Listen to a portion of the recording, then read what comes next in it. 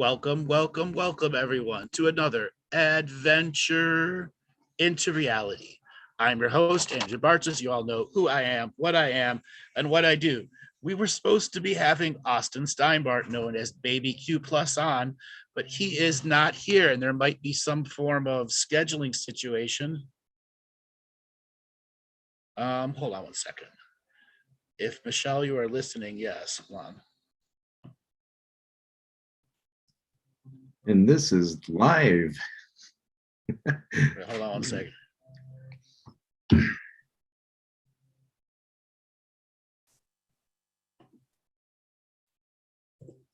right, so he's going to be here in roughly 15 minutes. He's having some kind of technical difficulty in the background now and can't connect to Zoom. All right, everybody. In the interim, while we are waiting for our guest to go, we're going to open up the call lines and see who. Okay, yeah. Let's open up. Let's spin up the wheel collars and see who wants to talk while we're waiting for Austin to get in there. Okay, we'll go with Meredith, first person up. Meredith, are you there? Wow, I was not expecting that, but you know what? I was like, I'm just going to go ahead and press the button and see what happens. How are you? There you go. You are a successful entrant in the wheel of callers. Woohoo! I believe I was the only person in the wheel of callers. I've been listening to your show for, gosh, like a little over a year now, pretty regularly, and I raise my hand every week, so I'm so happy that it's just so surprising. What have you been learning in this last year?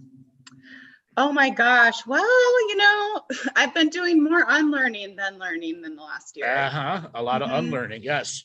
Oh yeah, I had a huge shattering last year where I remembered a lot of different types of things that I might not want to talk about in this format. And yeah, just it just really, like, from the inside out, like, shattered all of my paradigms basically.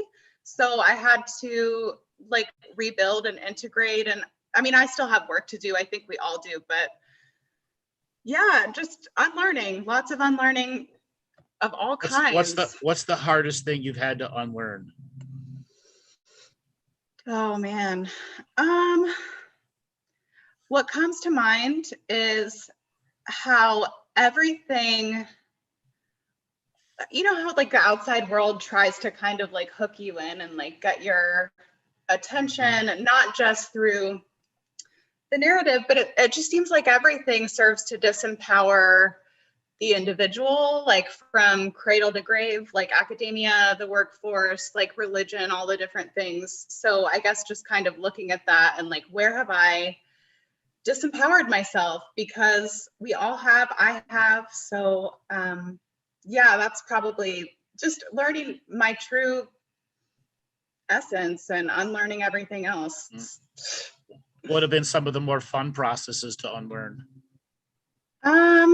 Well, unlearning, I guess, who I thought I was. I met my soul family in December, which was incredibly, it makes everything make sense, and it really clicks everything into place, and it was a beautiful experience. So probably just seeing myself, and then that kind of allowed everything else to fall by the wayside. There's been some unlearning even before last year of you know, codependency and relationships and that sort of thing.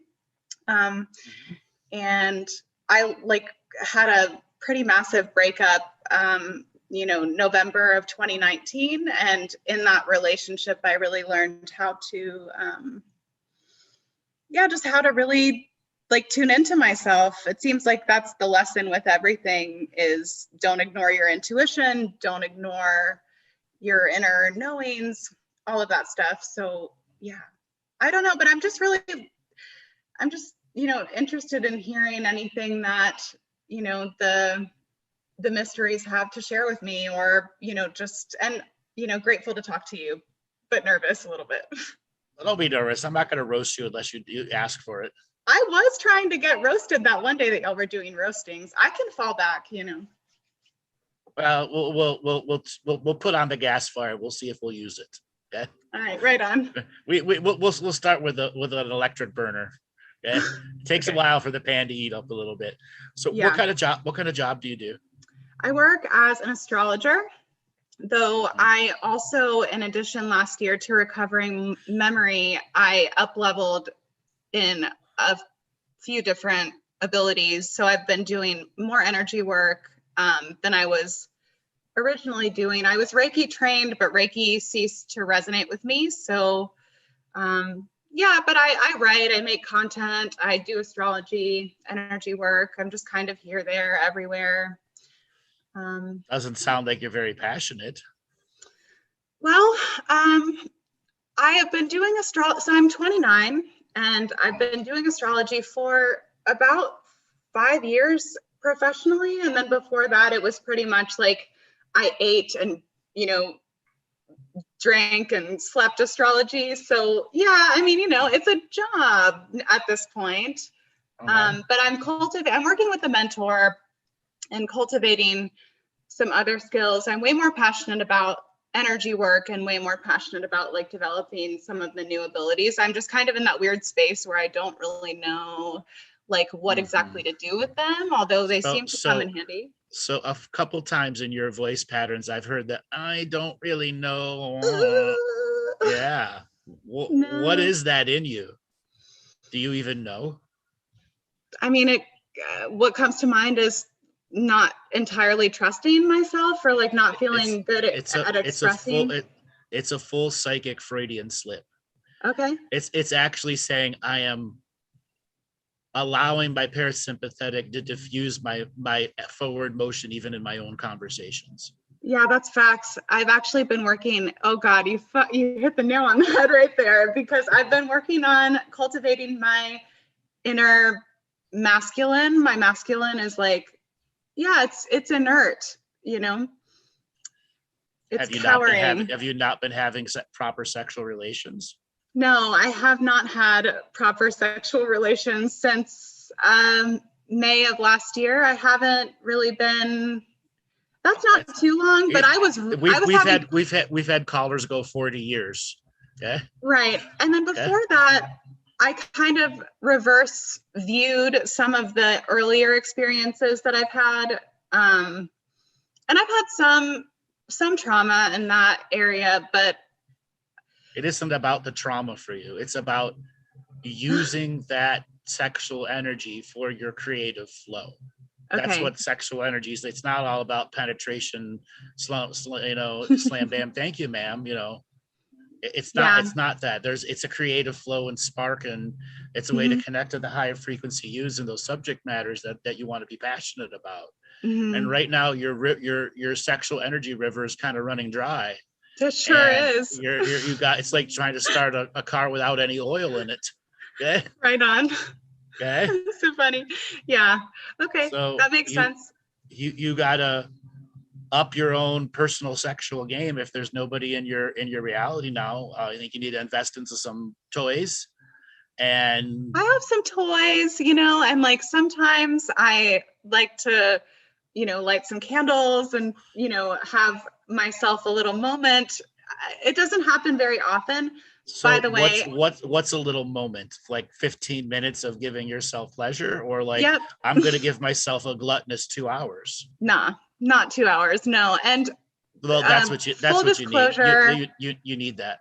Well, I think I'm trepidatious with that because I used to have like sex addiction issues.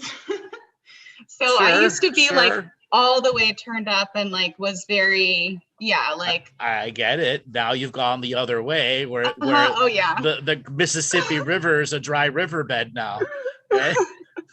Right on. No, you're totally spot on. I haven't had much creative energy to do fucking anything, Fucking anything, exactly, to fuck anything, not even yourself. Anything fucking, yes. Right. Sometimes it'd be like that. As for you switching into the energy career, if you're not going to be doing hands-on healing work, body healing work, and the requirements I wanted to do originally before COVID, get the certificates, whatever it's required for you to be legal in your state. Some require massage schools, some don't. You just Yeah. have to find out what it is so you can get your standard body worker insurance. Right on. Just do it.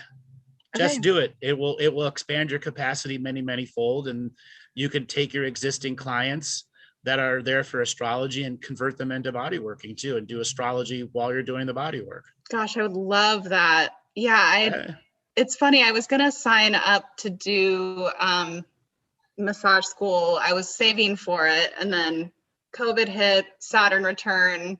My Saturn has to do with finances. It's fine, it's fine. But I think that's where I'm kind of, that's where I feel a little hesitant about going into massage school, because I don't have any money to pay for it at this point in time, but I'm sure that could change. So why is money so tight for you right now? It's always been. You're a starving astrological artist. Yes. No, I mean, not that I want to claim that, but I mean, okay, like my prices for the quality of work that I provide could most certainly be higher, but I've actually been doing like a sliding scale just because of the times. Get rid of it. Get rid of Right. it. Ask your value. How much do you charge? Be brutal. Be brutal? Yeah. Okay. Do you want to know the sliding scale, or do you want to know the original price? The original price, yeah. Okay, so for astrology, I charge $100 an hour. Okay. And the sliding scale goes down to 70. Yeah, that's not worth your time. Okay. Neither of those? No, neither of those. I would agree. I mean, I've had people tell me that, I got my chart done for $333 by Susie Hoosie Whatsits or whatever, and it was yours was way better. They also gave them 90 minutes, sometimes a little bit more. Mm-hmm. They started as an hour and just allow it to go overtime, and it is what it is takes to get through. Yeah. And then maybe they have a time limit, like 2.5 hours or whatever it is. Mm-hmm. But you gotta change that model, and then you got to determine how you're going to get new clients in, or you've got to figure out a way to supplement the income that you got going by doing something else. Yeah. Because right now money seems to be, we'll use a horse terminology, the saddle and the halter that's controlling you. Yeah. Okay. Mm-hmm. It steers you in the directions you don't even want to go into. Yeah. Okay. Where you've got to do everything DIY on the cheap. Yeah. Yeah. That's depressing for you right now. Well, it's funny because I don't really, if you don't look at something, then you don't really know what's causing. Then you're just love and lighting it out of existence until the bill comes due. Right. Yeah. Okay. All right. Okay. I hear you. A lot of your bills have come due. Okay. Yeah. That's facts. You can't love and light your way out of this. No. Yeah. And it's funny because I don't love and light my way out of much else, but for whatever reason, this is hooked into a couple of different things. And so, I can already, you asking your value, getting your value, valuing yourself, worthiness, etc. Yeah. Which totally. is all the fundamental things that you got to start as the next part of your daily practice. Got to start chipping out away that those worthlessness programs that are there, because those worthlessness programs are worthless. Yeah, they are. Because I'm worth a lot, I feel like. Not that, I mean, I know that in my head, but the head to heart connection. I'm gonna give you the raw answer. Are you worthy for 2 hours of sexual self-play time? Do I even want 2 hours of sexual self-play time? Worthy. Of course I'm worthy of 2 hours of sexual self-play time. But you stopped yourself from even having it as a potential. Okay, which is the secondary program, which is a different program. Yeah, that's a whole thing. Okay? If you're worthy, prove it. Okay. Prove it. If the addiction takes over, you'll know that was that good. Okay. Right. And I don't think it would. I mean, I'm watching it too closely. You are watching it too closely, and you're going to get into that. I'm going to give myself 2 hours and 15 minutes into it. You're going to be like, I'm done. Totally. You're going to have all of your antibody reactions. And then if you're strong, you'll sit back down in the bed 3 or 4 times. And that might take the first hour, but in all reality, you're not going to get more than 20 minutes of playtime, because your sexual self-attention span is very short. Okay. Yes. Because of the addiction that you had before, you wanted to pleasure others, and that gave you a different form of pleasuring. All right. And you now Read have me to, for filth. okay, you get off on pleasuring others. Yeah. That's sexuality. That's really common. Mm. But you also got to get off on yourself, and that's not ego, and that's not vanity. That's No. self-mastery. That's self-mastery. Yeah. Okay. Okay. I know what I need to do. Yes. Charge up the toys. Go get some new ones. Charge more money for sessions. Got it. Charge more money for sessions. Exactly. And then, something else on the side, you've gone a year. Can you go another year? Yeah. But what stopped you from having people in your life in the last year? And don't blame COVID. Yeah, I won't. When I had my, shattering up level memory recall experience last year and in May, I saw, like, from a maybe bird's eye perspective, like the energetics behind a lot of my former sexual relationships, not the ones based out of trauma, but the ones based out of consent. And I saw those things and I was so fucking creeped out. It's like when you break programming, it's like there's just a lot, and I didn't want to be touched. I didn't want to, don't even fucking look at me, That has created a trauma in you that you have to heal from. Absolutely. Yeah, I agree. Yeah. Totally. There should be a person that you'll be able to let into your field that can, metaphorically be an essential embrace. I'm open, I say that. I know. Closed, locked garage door with weeds in front of it. Well, but I've started to, kind of like, it's like a flower that's closed, locked, whatever. But I've started to, I'm like slowly unfurling, No. Don't sell yourself too far down the growth river. Okay? Fine. Okay. Fine. Okay, so I'm closed, locked, and so yeah, got it. To others and yourself. Mm-hmm. Okay. Yes. So we unlock it by learning to touch and love yourself again, to the point where you can allow others into your field. Yeah. Okay? Yeah, That's because good. I've been very resistant to, except for long distance. I keep having crushes. Oh, I have crushes on this person way across the universe, and I can't, there's not really much that I can do. Some places bound by, border challenges and stuff like that. So yeah, makes sense. Well, darling, thanks for calling in. We're going to go to we're going to see if Austin is there. Thanks for calling in. Thank you. Robert, is Austin in yet? He's not in yet. Keeping an eye out. All right. We have a message that he'll be here shortly. Okay, soon. you got a message that'll be there shortly. All right, great. Yeah. So let's spin up the wheel of callers and see who is next. Okay, Tara B. Harry. Tara B. Harry, are you there? Hi, I'm here. Can you hear me? Hi, yes, where are you calling from? I'm calling from Ontario. Ontario, Canada. Welcome to the show. What do you want to talk about today? Well, I had a question. I've talked to you a couple times before. When did we talk last? The last time we talked was on the call with David, the first call about the business, his business, revamping your business. Okay. Yeah. What did we talk about with you? Well, I'm a Chinese medical doctor and I do energy medicine. I remember now. Yes. Right. And we had a more personal call, I think almost 2 years ago. And we talked a lot about my relationship with my husband in Jamaica. Mm-hmm.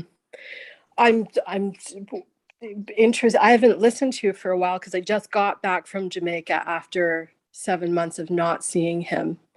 Mm-hmm. So it was very interesting. My question though has to do with, I don't even know if you want to talk about this or if you have an answer, but it has to do with this, all of this.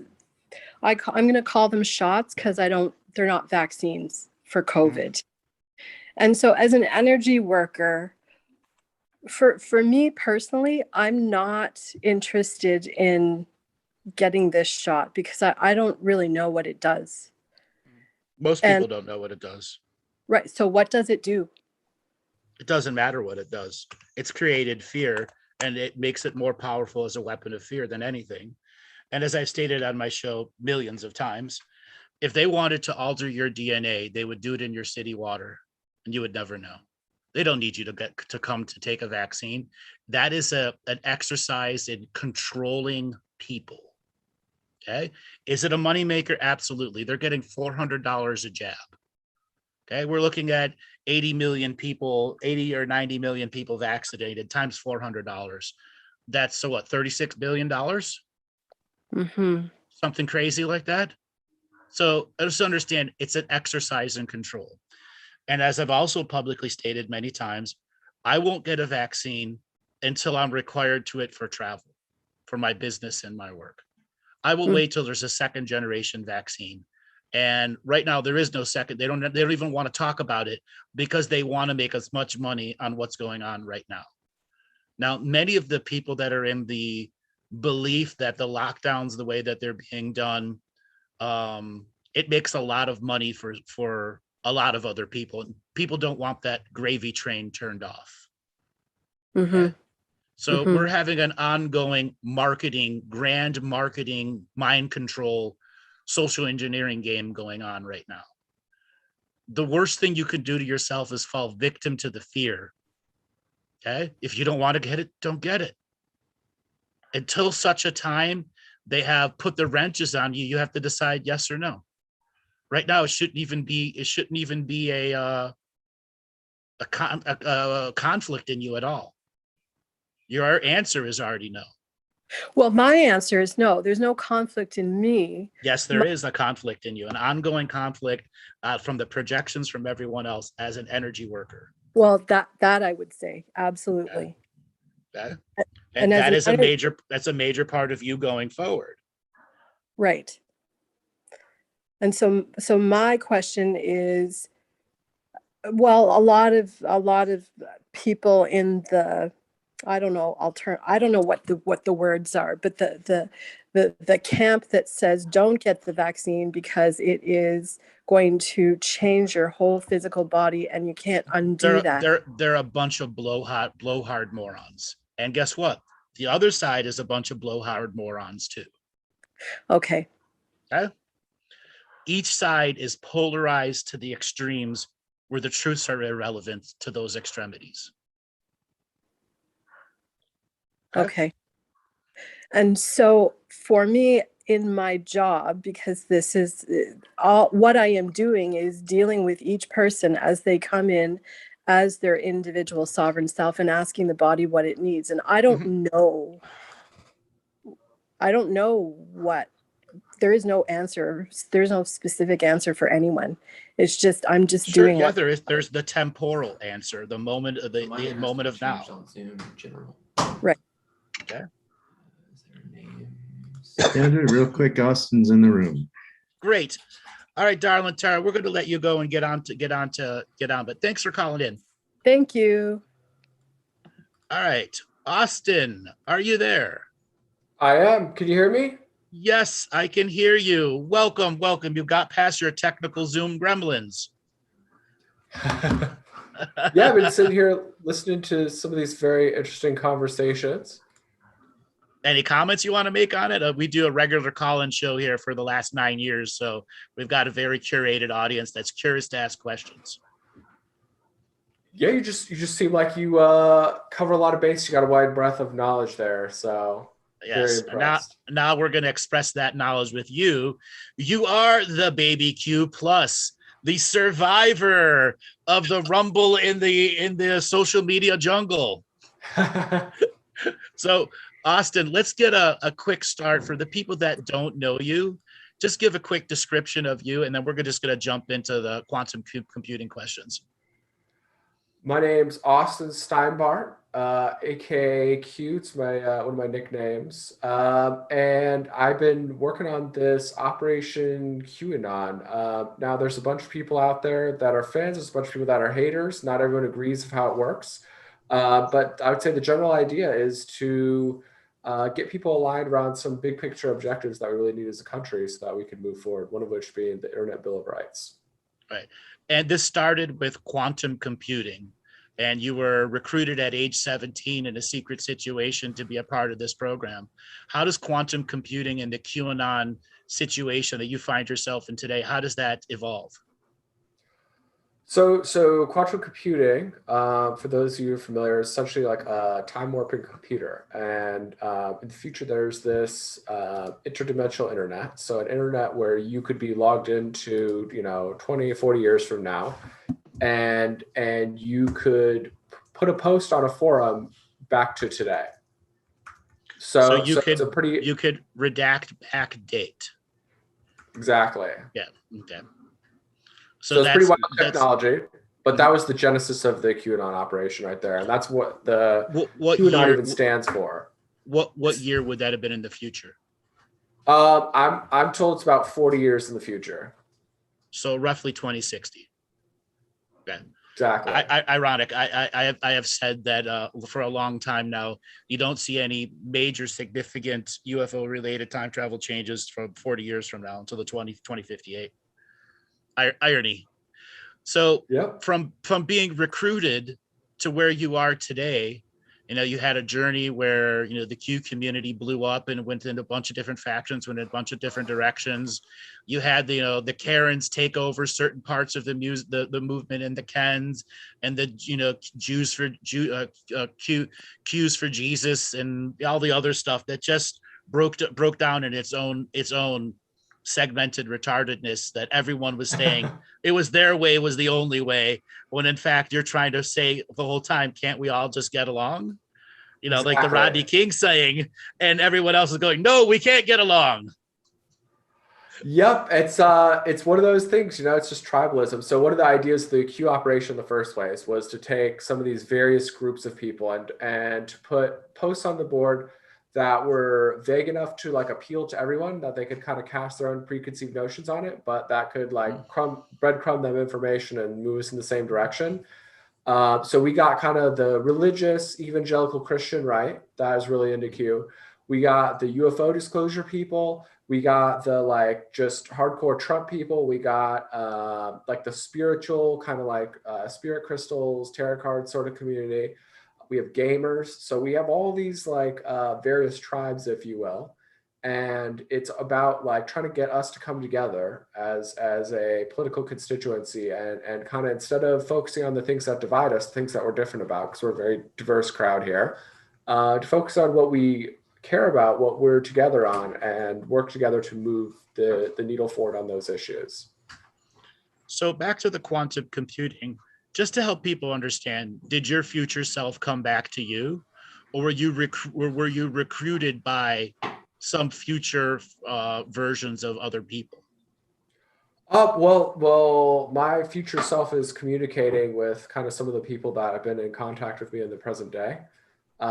So they were quarterbacking, and for a long time, I did not have any awareness that this was like necessarily a quantum thing or an interdimensional thing. That came later on.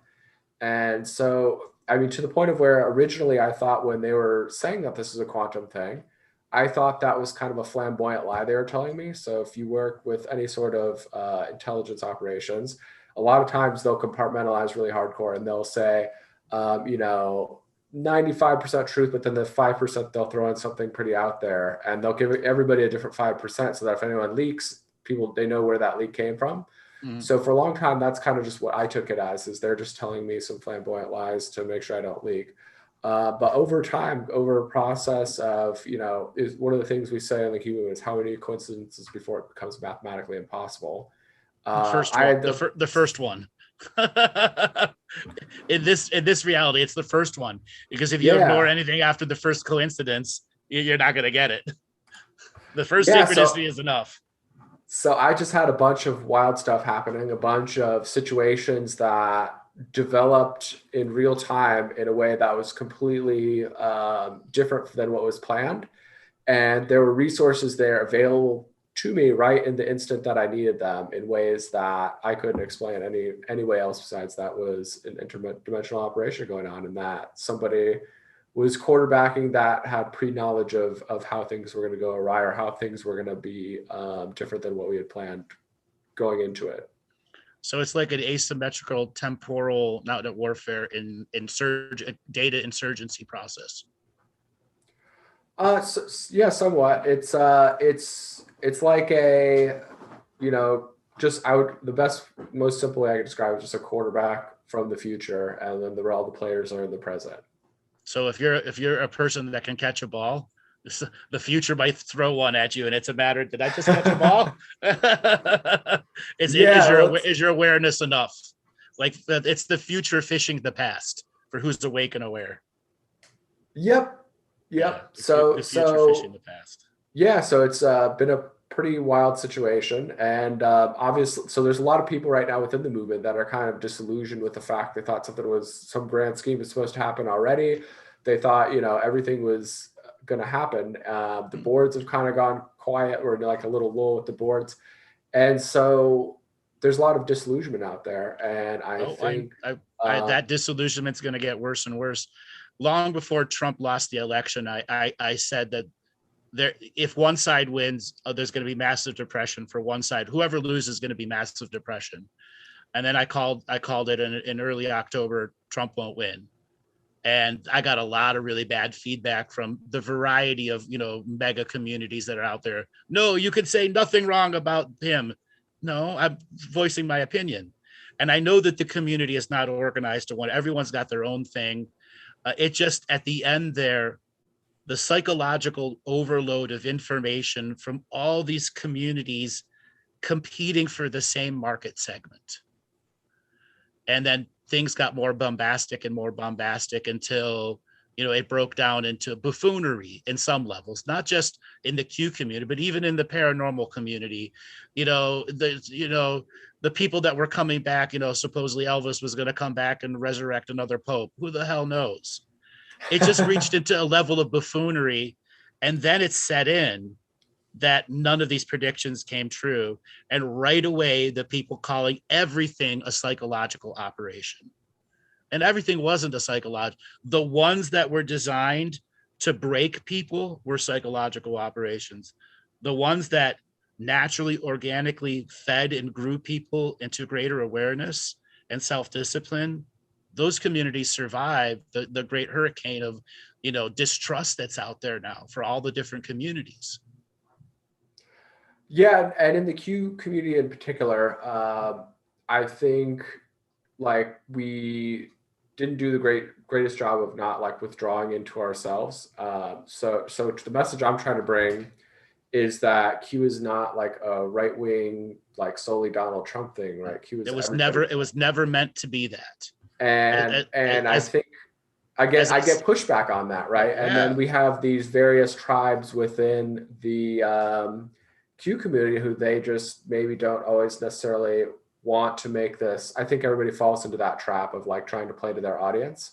And yes. I'm trying to emulate the behavior of going against your audience and saying making this an everybody thing as opposed to just a right-wing thing.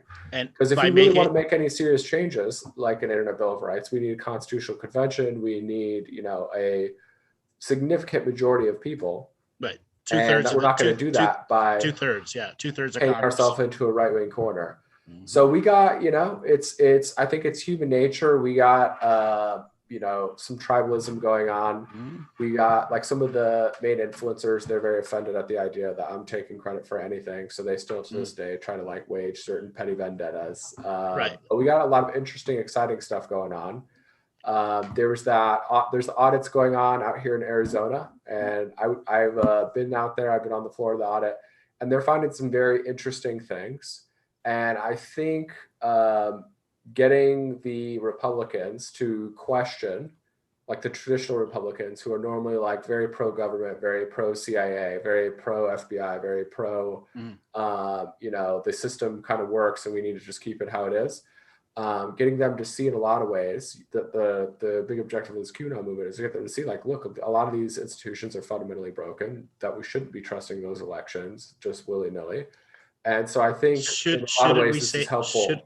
Shouldn't we say corrupt, not broken?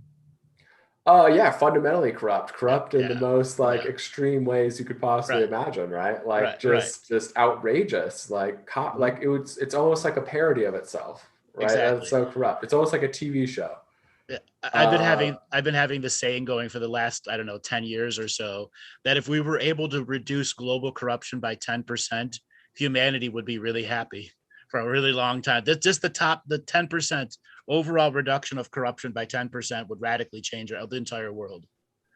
Yeah, absolutely. And then just the like opening of minds too. So I think, and unfortunately we're very susceptible to this in the Q-anon movement, is we're very susceptible to kind of like getting closed in our own little tribes, to the point of where we did this thing with this movie called The Deep Rig. It was a thing about election fraud, shot by the same producer and camera crew and director as who's doing the Q documentary that's coming out in a few months. And they weren't local, but they wanted to have this big premiere. And so we were helping them out. They like came to me at the last minute and they said, hey, we're not going to be able to have this premiere unless we can get an event. We've been kicked out of all the other venues, right? So I was like, all right, I'll pull a rabbit out of a hat for you. But I want to like plug my new Q meetups. And they said, okay, whatever you can do. So we and that Steinbart Media Group went out, got them a venue, printed them a bunch of flyers, did a bunch of stuff for them, kind of essentially made this event possible for them. And we had some of our camera people in there actually shooting some of the audit floor footage. Like, so if you watch that Deep Rig movie, some of the footage from the Arizona audit floor is shot by some SMG cameramen. And so I go up there, I speak on the stage, right? Some people love it. And there's a vocal minority of people who didn't and who are like, oh, I hate this guy. What is this guy doing? And a bunch of the other influencers that were there that were in the room with me that knew that everything was pre-planned, that I was the one who helped put on the event, got cowed by their people into being afterwards like, oh, well, we don't know how he got there. He must have just gotten put in there last minute, right? Just like, very cowardly stuff, kind of like stuff that reminds you exactly of the mainstream media. So, the America Project, people like Ann Vandersteel, people like Patrick Byrne's crew, I sat next to Patrick Byrne in the VIP box, and then they're trying to say like, oh, we don't know how he got there, whatever, after the fact. So it's this phenomena that happens exactly like in the mainstream media, where certain people get outsized influence, then they start pandering to their base instead of telling hard truths and like challenging their people. They just kind of like end up going along for the ride. And it creates this very distorted, very tribal system where, the media is not essentially telling the truth. It's like they're just kind of like pandering and telling people what they want to hear. So we got a huge phenomenon that going on right now. And we got to cut that out, right? We got to be inclusive. We got to be open-minded. And we got to, go against the grain sometimes if it's for the greater good and not just ride the wave with our people. Unfortunately, the media has a Hatfield-McCoy relationship to people in our types of community. Fringe out there, something that the global narrative doesn't accept. You're a McCoy, or you're with us or you're against us. They have an attitude like that.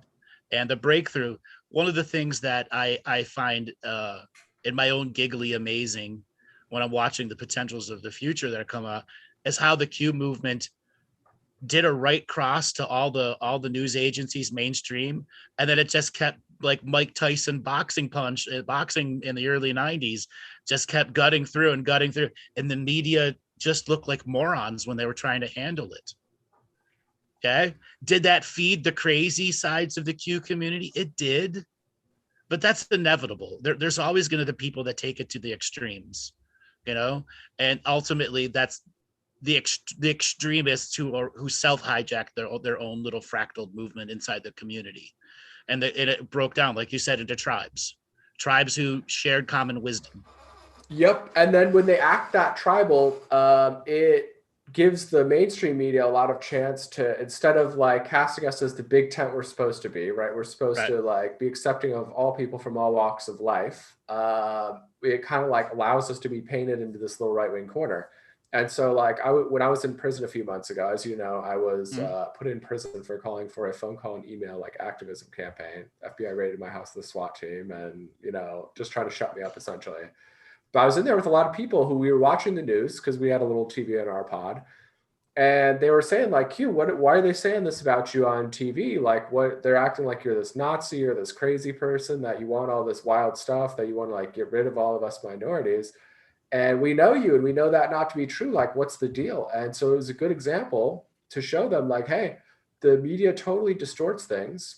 And they're cherry picking a few outliers here, and they're using that to cast us all as this very exclusive sort of like insular kind of like group of crazy people. And really what we're trying to do is be this very inclusive you know, group of American patriots and concerned citizens, right, who see that the government is just like out of control corrupt, right? And that with the technology kind of like progressing as it is, with the things like AI, you know, skyrocketing into existence, with things like brain interfacing technologies becoming a thing, if we don't come together and have, you know, these very basic things we agree on, you know, like free speech, freedom of thought, things of that nature, that we have no chance of ever a not corrupt government. Yeah, exactly. That's the not first like one. That's the first one on. That's the first one on the Bill of Rights. Yeah, so just it's a clown show, right? And we've even seen like the Biden administration floating the idea of like, hey, if somebody texts someone misinformation, like if I text you in a personal text message things that the government doesn't like, they're going to either censor that or they're going to attach another little text message that's like, this is wrong, right? So we're getting to a very dystopian place, and a lot of the mainstream media personalities, they don't seem to see kind of like how they're racing us towards this dystopian, you know, very scary future faster than we could possibly imagine. And I think a lot of the people, they just don't think it's going to come for them ever. So they just are like, yeah, yay censorship, yay corruption, yay all this stuff. And they don't realize like, there's no way this isn't coming for you at some point. You know, you might last a little while, but at the rate it's going, right, it's swallowing up more and more people, more and more people getting unpersoned, more and more people getting hopped up on AI propaganda. And this is a problem for all of us, right? So we got to put aside all of our petty differences, including stuff like politics, right? So I'm a person, and I think I get a lot of blowback from this with some of the traditional Q influencers. I want as many people of a left-wing persuasion on board with us as possible. I want to go and say, all right, you believe in freedom of speech, you believe in not having a super corrupt government, you believe in not having these law enforcement agencies just able to mass incarcerate people and just out of control. You believe in not just wasting all of our money on pointless wars that go nowhere in the Middle East. Common sense, common moral code sense stuff. Yeah. So we have this common strain of reality that if we just stick to these big picture ideas instead of making it all about Trump or all about all these other ancillary issues that divide us, we can really build a massive coalition here. And so far, some of them have been very conducive to that. Some of them have not. But in every election and every conversation I have about election fraud, you can't talk about Donald Trump and Joe Biden unless you also talk about Bernie Sanders, right? Bernie Sanders got totally screwed. And it's super well documented through and through in the WikiLeaks of just exactly how bad they screwed him, just about how Hillary Clinton was chosen in advance. There's a lawsuit out there by a guy named Jared Beck, a lefty, a Bernie supporter, that is suing the DNC for fraud and essentially saying like, you allowed us to donate to Bernie even though he never even really had a chance. And that is fraud. As a result of that, you're defrauding us out of our money, right? So he got the DNC, the head brass at the DNC, to say in court on the record that we have, as the DNC, according to our party bylaws, we have no obligation to respect the popular will of our voters, and that we are allowed to choose our candidate in the back room over cigars if we so please. So essentially piss off. and was just the fact that would be on the record, right? How crazy is that? So we got to like show everybody, look, this isn't just a one-sided problem. Like this is an everybody problem. And if we don't have free and fair elections, then we're not a free people, right? We are. We haven't had free and fair elections for a very long time, well over 50 years. Okay? Exactly, and that's kind of what excites me so much about how many of these election audits are going on. And it's not just these audits. There's a bunch more really solid hard evidence about to come out about how this was a multi-billion-dollar, multi-year effort. They have field manuals, they have financial records, they have IP addresses of devices. So there's a lot of stuff that's about to come out in addition to just the audits that I think will really call into question this whole election system. And what we got to remember here is that to rig an election in the United States, like on a presidential level, you don't have to do it in every state and every city, right? If you control six counties, one of which is Maricopa County here where Phoenix is at, one of which is the county where Maricopa is at, the county that Detroit's in, the county that Atlanta's in, and one of the counties in Pennsylvania, and Clark County in Las Vegas, you can essentially swing the whole board one way or another if you control those six. So that's why gerrymandering is so important, because they're trying to adjust the borders and placing. So something I'd like to add about the corruption within this, both sides are equally as corrupt. Exactly, and that's what I've been trying to like stress, right? And if any voter anything is going to reveal that both sides cheated equally in all of those same and alternate counties that they had for their predictive modeling of what was or wasn't going to happen because of all the late voting that was going to be coming in. One of my basic examples I like to use for who's a gigantic cheater is John McCain. I don't think John McCain would have ever won a fair election after maybe his first one, but he got elected over and over and over again. Mm-hmm. And I don't think that would have happened. Yeah, well, they kept gerrymandering the borderlines to keep him in. So, yep. But think about how exciting this is, like as a country. So let's say that, whether it proves one way or the other. So let's say this presidential election was bad and this national election was bad. So if that's the case, then how many of the last elections have been bad, right? How many times have there been defrauded, right? But it just opens this giant Pandora's box of, okay, if the elections were wrong, then the Congress people and the senators as well, not just the president, aren't necessarily legitimate Congress people and senators. The president's Supreme Court picks for every side, for both sides, how do we know those are legit? So in that case, how do we know that all these body of laws, this just gigantic heap of crap that they've been throwing on us for the last 50 years, how do we know that any of that is legit, right? So it really opens this Pandora's box of kind of forcing us to re-examine everything that we've been doing and everything of the way that our country has worked for a long time. So I think that new beginning is an exciting opportunity. I'm a bit of a political pessimist when it comes to political entrenched dogmas actually creating change. The wheels of government are so slow that you no matter how much oil you put on it, it's just going to go slower and slower and slower. That's this design. The bureaucracy and red tape system is designed to delay, disobey, delay, disobey, delay, disobey, until such a time something orders it to obey. And then it goes back to delay, disobey, because it's a parasitic system that we have here. I believe it is of the 5,300 counties, you're supposed to have about 18,000 judges, and more than 80% of the judges don't actually have legal oaths. They were never done in front of the state, done in front of the president of the United States, or different layers of oaths. They don't have them, but they're still insurance and bonded as oath. The truths like that have been out for the longest time. Truths like every court case has a transparent, a transponding stock market number to it. So there are people, CUSIP numbers, correct. That word in the 80s could get you arrested just by saying it, but now everybody knows. It's just a matter of seeing how well they have derivativized all forms of payments for our reality to be controlled by this fiat, ever-rolling fiat system that's supported by a stock market, which is giant gambling. or derivative, multidimensional derivative gambling on tens of thousands of products and how they're consumed. I think one of the things that's been holding us back is that a lot of people on both sides of the traditional political spectrum, they would use this word conspiracy theory to really like tamp down a lot of truth for a long time. And I think between this election, between this coronavirus thing falling apart and people realizing it was built in a lab that was funded by, our own government, between this Russiagate thing falling apart, between the fact that a lot of people are realizing that a lot of the people who were at the Capitol on January 6th, a lot of the most violent people there were either FBI agents or put up to their violence by FBI agents. The thing like the Gretchen Whitmer kidnapping, right? How 6 people get charged and there were 12 informants putting them up to it, right?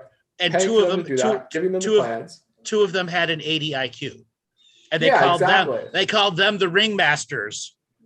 So I think if we have a bunch of this stuff pop all at once, I think it has the potential to open the door in people's minds, people that have been holding on, kind of like, and the regular people, not the powerful people, the regular people that have been kind of entranced by Fox News and by CNN and by MSNBC, that this is, bad stuff happens, but it's an outlier, and it's not, people do their best, but the government's just it's more dysfunction than it is like. Are you familiar with bad faith? Are you familiar with the term Baghdad Bob? I am not. So this is Iraq War number 2. So the tanks were on the outskirts of Baghdad, and there is an Iraqi news reporter that goes in the field, and for weeks he has been saying the Americans have been defeated. Our tanks took out 10,000 American soldiers, and they tried to show American dead bodies. Total propaganda. So he's on a street filming, and he's saying Americans have just been defeated, and an American tank blows through a building, bricks going everywhere, turns its cannons toward him. He drops and runs. And that is when all of the Ba'athist people saw the propaganda fall down. What you're describing is a Baghdad Bob moment, but by 10,000 cuts, by 10,000 different personalities having that Baghdad Bob moment, whether it's a tank or a story. Yeah. And I think that's what we need right now. We need the door to be open in everyone's mind that the worst case scenario is possible, that a lot of these things that people have been talking about in the various communities for a long time, they're not just out of thin air, right? Maybe certain people don't have every single detail right, but we need to dive into this stuff, and we need to realize a lot of this stuff is totally true, and that the worst case scenario is totally possible. And then we need to come together as like, all right, if we all want to live together, then, we don't have to do exactly what each other do, but we have to have basic common strains of reality, right? Freedom of speech, freedom of assembly, the right to not be just like have the stormtroopers FBI come in and trap you or come in and throw you in jail for something crazy. The right for like the ability for us to enforce constitutionality in our courts. Because right now, a lot of those courts, as you were mentioning, operate in a for-profit manner. Right. And they lock up as many people as possible. On statutes, not laws. Yeah, exactly. Yeah, and I experienced that firsthand a lot of times, right? First of all, they raided my house, the SWAT team, for, politically protected First Amendment activity. Then they just essentially locked me up pending trial. So I was not guilty. I had never been convicted of a crime. I had no criminal history. And they said, this guy is dangerous, so we need to lock him in jail until trial. And then I supposedly had a right to a speedy trial, but the judge on these obscure statutes, right, just kept saying like, oh, well, he even said this in court. I know you have the right to a speedy trial, but, this statute says I can do whatever I want and kind of screw you. So I'm just going to keep delaying and delaying and delaying.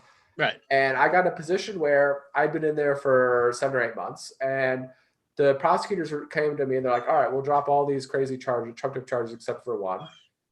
If you plead today, and we'll let you out right away. And if you don't, we're going to just delay your trial another year. Because I was looking forward to going to trial. I was like, jury's going to laugh you out of the building for saying, oh my gosh, this dangerous guy, he told people to phone call and email a company that was doing this crazy stuff in a part of a political activism campaign. Let's charge him with wire fraud and extortion, and let's throw him. They were trying to say at first, oh, you're facing 5 to 15. And so I was laughing. I was saying like, look, let's go to trial then. The jury's going to laugh you out of the building when they see what actually happened.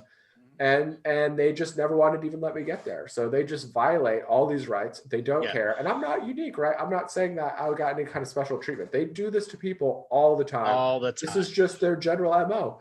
And it has been for a long time. They're thugs. So we need a common strain of reality that, like, we don't live in a police state. We have the freedom to say whatever we want, that our rights extend to the internet. Because that was one of the things they said in my case. It's like, oh, well, if you just said the exact same thing standing on the sidewalk in front of that company's office as you did on the internet, there's nothing we could have done to charge you. But since you did, we're going to find these obscure, provisions to charge you cyber stuff. So our rights need to extend into the digital world where we often live in, 2021. We need freedom of speech. We need, the right not to have this police state just kind of like encroaching over us. We need the right to make our own decisions.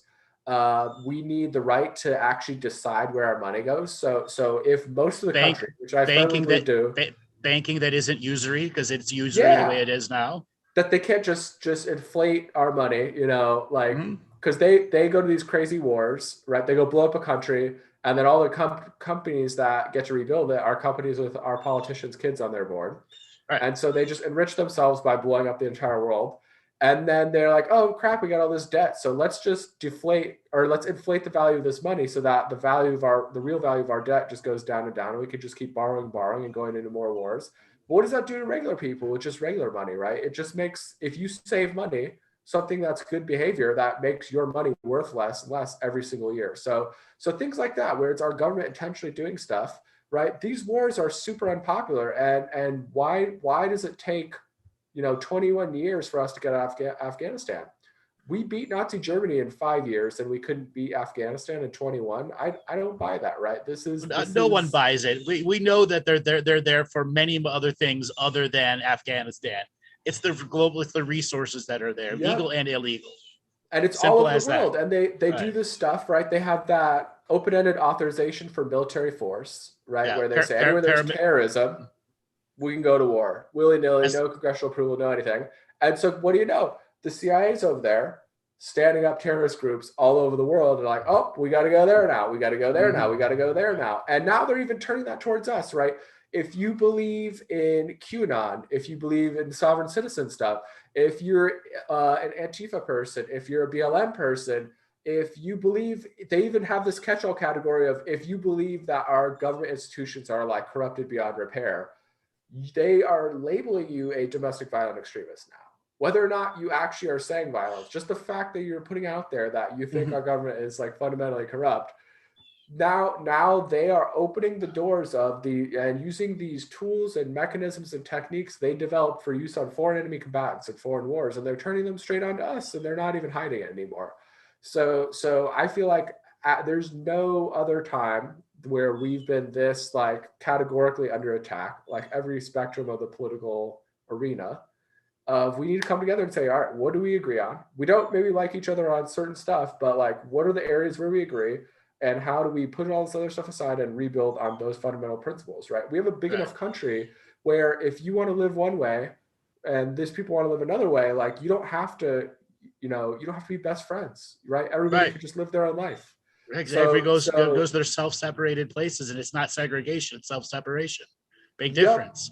So that's the idea, right? It's kind of the live your own life philosophy here of like, as long as you're not like physically hurting anybody else, like you live your own life. Wow. You make your own decisions. We don't have all these crazy rules and regulations. We have the right to speak and do whatever we want. We have the right to say where our tax dollars go. We have the right to not have this like over encroaching federal government just affecting every aspect of our lives. And that goes for a lot of things, right? If you don't want to get a vaccine, nobody can make you get a vaccine, right?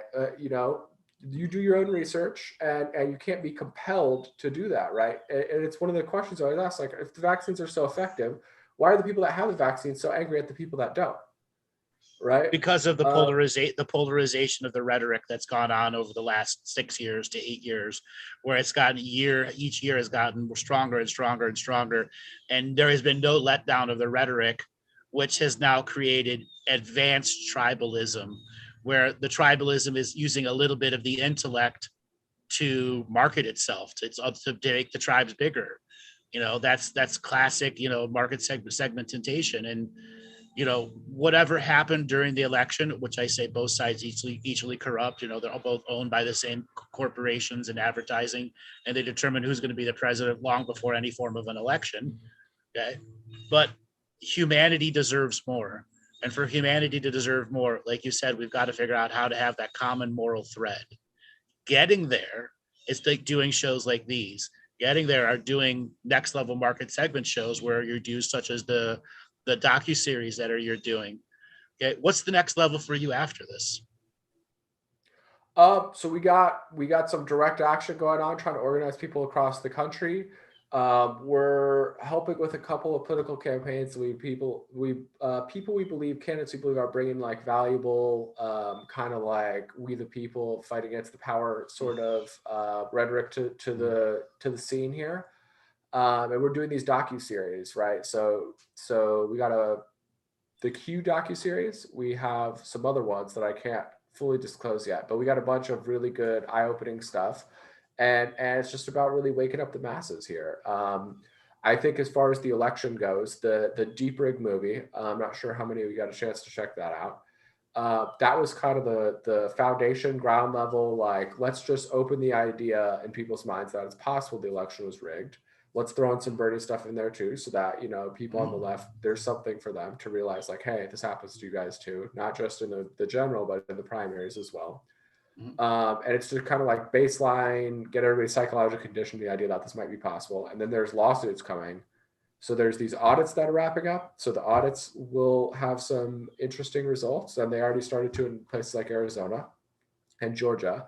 And then there's an additional set of like a boatload of evidence.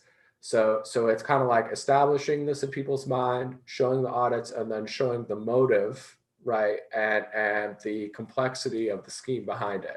Right, because you could show that in any audit, anybody could make the case of like, oh well, Joe Biden won by what, 1 or 2%, probably less than 1% in Arizona, and maybe it's not that they're evil, it's just that people make mistakes, and so we don't have to change anything because people tried and they just did their best. So we got to show that the door is open to people's mind, that the audits are going to come through with some wild stuff, and then that the motive was there with a boatload of documents and hard evidence to essentially force this back into the conversation. And I think that the election stuff, especially the coronavirus stuff too, things that are kind of all encompassing, right? That's what really has the power to be that Baghdad bomb moment, right? Because I think the coronavirus is a great one too, right? No matter how little you care about politics, because I have a lot of friends and family members are like, I don't want to hear politics, right? I just don't care. I live in my own world. Like, I just ignore all of that. I have no power in it. I don't want to deal with that. So with the coronavirus, this was a situation where, like, no matter who you are, no matter where you're at, like, this is an unescapable thing of these lockdowns of this like being a all-encompassing factor in your life. And so it has that ability to like have everyone focusing on a single thing for well enough to where, all right, this was a conspiracy, this lab leak thing. And now it's coming out that this wasn't a conspiracy, that this is totally real, that our government is funding this, and that they're continuing to act in bad faith. So I think the coronavirus is a big one. And I think the election thing is a big one, because if people can realize that, like, wow, there are concerted efforts to rig our elections, and who knows how long this has been going on. This happens all over the country. Then I think it really makes everybody rethink the legitimacy of these people in charge, right? Because, and again, it's unfortunate on both sides of the traditional political spectrum. We have a tendency to say like, oh, my team is good. And generally, they might screw up sometimes, but they mean well. And the other team is who's bad. And when we're both doing that, we're both kind of like being controlled in our corners. Like you said, when they divide us up and they could keep us under their control, then they keep us from asking the tough questions like, hey, wait, what are our guys doing? Do our guys care about us? Well, coronavirus is a political story that has to come to a head. They can't hide it. And I stated for a long time, coronavirus will be here well into 2023.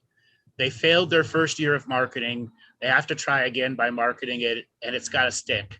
And it's all about repeat. They're throwing the Delta variant at us now, and they're going to set out for generation 2. And it won't be Operation Warp Speed. It'll be Operation Get Humanity to Trust Us again. And then when it comes to what's going on with the elections, will that come to a head? There are a lot of other stories that can spin doctor that stuff away. I don't think it is. It's got a lot enough traction, but if we have some other, let's say, scandal that comes up, whatever it's going to be, that takes 6 weeks of news while those reports are coming out, just like so many of the other times, it just gets washed under the rug. And so many people have broken hearts from that before, because so many predictions and predictions and predictions and predictions and predictions that never came true. There's the obvious things that have to come to a head, like the coronavirus. It's either they're giving it to us or not. Okay, it's pretty simple. But so many of these other political situations, like the whole coming out of UFOs, and the CBS 60 Minutes did a special on it, and Marco Rubio at the end going, "We don't know what they are. They probably come from another world." Quote. Marco Rubio, the most conservative just said UAPs are from another world. And the world didn't react to it. Yeah, it's pretty strange, huh? Right. You think the news media, right, with how hysterical they are about like the dumbest things imaginable. They're like, oh, well, yeah, UFOs, we don't know, military said so. But and back to like, Joe Biden said this, or Donald Trump said, like Donald Trump tweeted something mean today. Like, it's like, wait, what? Like, maybe it's just that cognitive dissonance, the cognitive dissonance of where like, if you really don't know what to say about that, if you're genuinely like, I don't know, you just kind of like move on, right? It's more comfortable to be like, all right, moving on back to the, garbage rag tabloid gossip that we usually focus on. Right. Or maybe let's just totally ignore this, right? Maybe the cabal has its own cognitive dissonance to its own Hegelian dialect. Yeah, so you think that, right? Like if that was like if they were like fully like understanding, why would we not all just be like, you're gonna figure out what that is and you're gonna tell us, and you're not gonna like waste our time with any of this other nonsense until you do. So we've got all these what ifs or what's that are hanging in reality, plus the stock market. I mean, you can only do quantitative easing for so long before people figure out what it is. Okay. Yeah, and I think people are starting to see more and more like this GameStop situation, right? That was a good example of how it's a game, right? And if people have money, they can rig that game. And so I think it was an example of like the little guys coming together and like putting enough money in that to start rigging the game in their favor, with the AMC stuff too. But at the end of the day, it's been a game, right? So companies, and Square is one of my favorite companies. People like Netflix, people like Amazon. Square has never made a profit. Twitter has never made a profit. They lose tens of millions of dollars a year, and they always have. And somehow they have, this crazy valuation, right? That they're such a valuable company. Yeah, because they're supported by the industrial complex that supports the technocratic empires. Yep. So Netflix, I want to say a year and a half ago, before like Paramount, Peacock, Disney Plus, all the stuff came into the picture, they were trading at the value of their stock price had a price to earnings ratio of 180, meaning the price it would take to buy their stock was equal to 180 times the amount of money that they would make in a year. So it would take 180 years for them to earn the amount of money of what their price is, which is crazy for anybody like who understands multiples in business. Like that is absolutely exactly insane. And it's a video website, right? So they're essentially saying like, we have this high valuation because they have so much of the market, but it's like, you don't think anyone else can come in and make a video website? Really? Like, come on now. Exactly. And then you're saying these movies are going to be popular for 180 years? Yeah. So a lot of, and they had like as much debt as they did earnings as well. That was another thing that's crazy. So it's all just a game, right? It's hyperinflated, especially in tech. It's like really crazy. Amazon has a crazy valuation. And I think people are starting to realize like this is just like the price is whatever people will pay for it, and that whatever people pay for it is completely disconnected from like fundamental business facts, and more so just kind of like sensationalism in the press and games on Wall Street to rig the price higher. So it just shows like what and those same people, those same stock pickers that think that that's such a good investment, have the audacity to call things like cryptocurrency a gamble, right? So it's like, okay, so you guys are, you know, running on thin air over here as much as anybody, and you're calling cryptocurrency a scam, right? It's just it's pure silliness, and I think they need a little bit more self-awareness. Well, that's I think the even scammers calling other people scam artists. You know, yeah, fiat currency exactly. is the scam. So and I think one of the biggest examples. So I don't know if he's just doing this to like show how preposterous the game is, but Tesla right now, Tesla was at like a 1200 price to earnings ratio, right? So saying like the amount of money they're going to make in the next 1200 years is how much it costs to purchase their stock.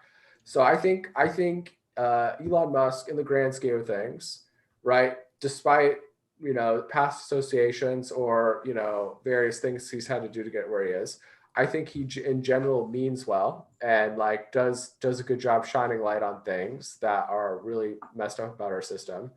So I think he's just proving that like, look, we can rig this game so bad that it will cost, you know, we'll have a 1200 price to earnings ratio Like where it that, would like take, that whole Dogecoin thing where he yeah, half joked about it, and people lost billions in Dogecoin. And Dogecoin was started as a joke.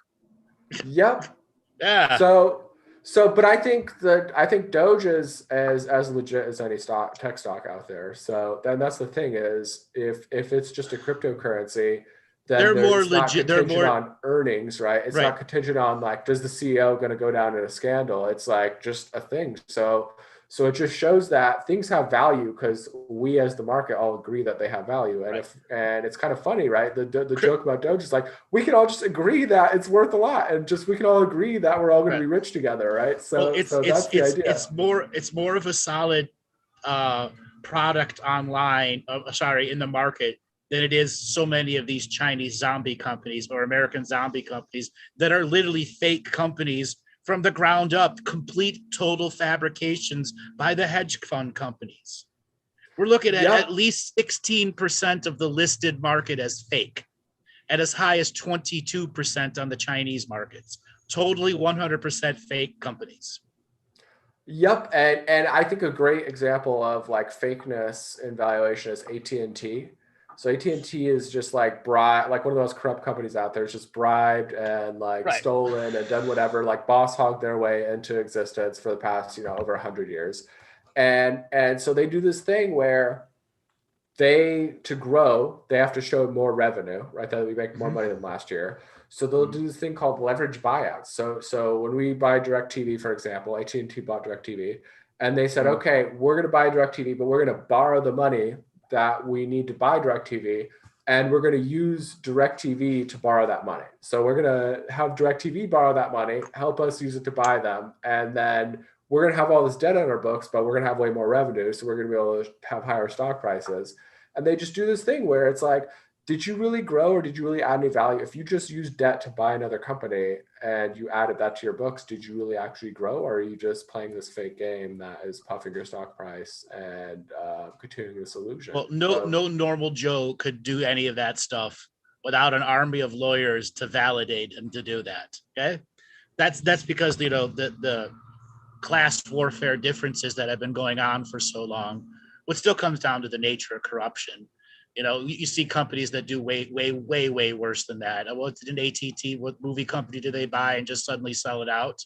Yeah, Yeah, they bought Warner Media. Warner Media, exactly. All the Batman stuff. I mean, Warner's a huge the IP alone on that. Anyways, they screwed it up because they thought they knew Hollywood management. They didn't. They didn't understand the culture that was there. And this is a great example. This whole overarching principle of this unlimited debt is we have the Federal Reserve, right? A corporation, a private corporation headquartered in Puerto Rico that pretends to be an arm of our government that just prints an unlimited amount of money, and then they just loan it out to the biggest banks for nothing, for basically nothing, almost 0% interest. And so everybody that's already super rich can just borrow an unlimited amount of money because they have a bunch of assets to borrow against, and they can just borrow all this money and buy up everything on this debt that they're paying nothing on, right? It's what's happening in the housing market right now too. So all these huge companies like BlackRock and like all these big private equity and hedge funds, they can get money from banks for almost 0% interest, way lower than any person could. And then they could just use it to buy up every house in the United States that's for sale, drive up all the prices, and essentially turn everybody into these debt slaves, right? And if you want to like succeed in this country, like owning property is a great way to do that, right? Because even if you're just making the payments, the value of your property is going up, but they're pricing tons of people out of the market. Yeah. So Well, something else is 2008 was an advanced lesson in bank warfare against citizenry. And what we've just had now is they never stopped CDOs. The stuff that created 2008, they never stopped doing it. They just gave it a bunch of different names. Thing, right? They're doing except this time, instead of letting everyone go bankrupt and collect mortgage fees, they're just buying the houses right away. Okay. They're just buying the houses before people walk away from underwater mortgages, because they knew that's the more effective way, because it allows the game to keep going on. Yep. Okay. And pretty soon we don't have anybody that's, a millennial age or younger that owns a house. Everybody's just a permanent renter. And the prices keep going up and up and up, right? Because the landlords can set it. The values of the properties keep going up and up because they keep pumping all this fake printed money from the Federal Reserve into our housing market, competing. Right. Regular people can't compete with that. If you're a hedge fund, you can go buy 30,000 houses, right? Just that snap of fingers. How is anybody supposed to compete with that? And exactly. And so something's got to give, right? Right. Can we talk about the debt ceiling for a little bit? Sure. So what is your view on the political situation around the debt ceiling? It seems kind of just like an arbitrary line that they like to have this brinksmanship over, when at the end of the day they're always going to raise it and they're always just going to print more money, and it's a way for the Republicans to pretend like they're fighting to not spend as much, and a way for the Democrats to pretend like they're fighting for more, when really, but they both agree to just print a bunch of fake money and use it on a bunch of priorities that we don't really need as the people, and continue screwing us by devaluing all of our money. But there's a next level to understanding what the debt. So whatever media fanfare is put on is just there for the people to buy into the propaganda. But when you get down in the nitty of the gritty of the law that's actually passed, is where all the pork products that are added in, all of the riders that are attached to it that fundamentally change the complete natures of laws, that allows them to do this completely criminal concept of kicking the can down the road when it comes to debt ceiling. Because debt ceiling is still directly related to tariffs, and they're not using the tariff systems anymore, et cetera, et cetera, et cetera. Yeah, I mean, it's just a gigantic illusion, right? It's just a gigantic illusion where they can print a bunch more money that we don't have at the drop of a hat, and most of it doesn't actually go to help anybody, like any of the regular people. It goes to bail out banks. It goes to make these big government agencies. I think that's one of the crazy things too, is like a lot of these government agencies, right?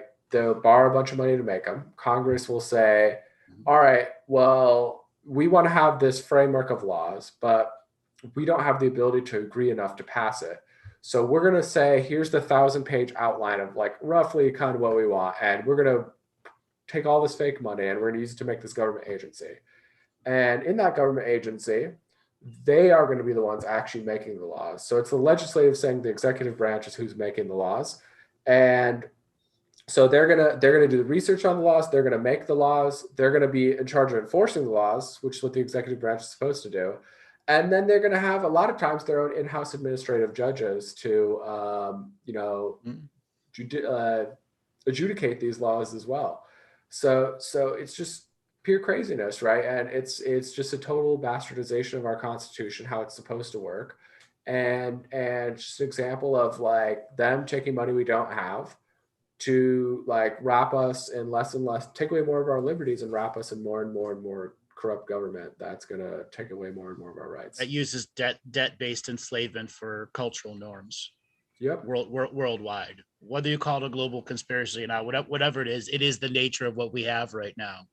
And the type of movements that need to change are the sense, the Q movement that you try to start from the beginning, all inclusive instead of singularly acceptive. That openness is an absolute must to grow.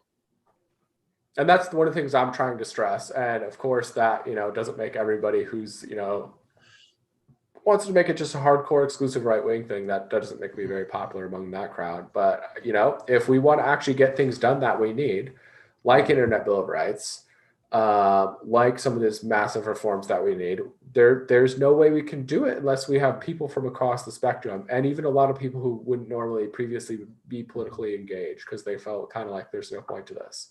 So that's another thing that the Q movement's designed to do, is like, we want to reach into these communities that people have been totally disenfranchised by the political process altogether, right? And just said, like, what's the point, right? This is stupid. And get everybody to come together and realize, like, we need to have these, narrow set of ideals if we want to continue to exist as a country. So one of those things that I would add to that common moral stream of stuff is there absolutely needs to be, every state needs to have a financial white collar crimes division. Right now in all 50 states, there is no single financed white collar crimes commitment out there. And that's what will take care of the banksters at all the different levels of corruption in local government. And because there's no federal support of white collar crimes, there's no FBI, there's no DOJ, all those programs were all shut down and defunded in the 90s.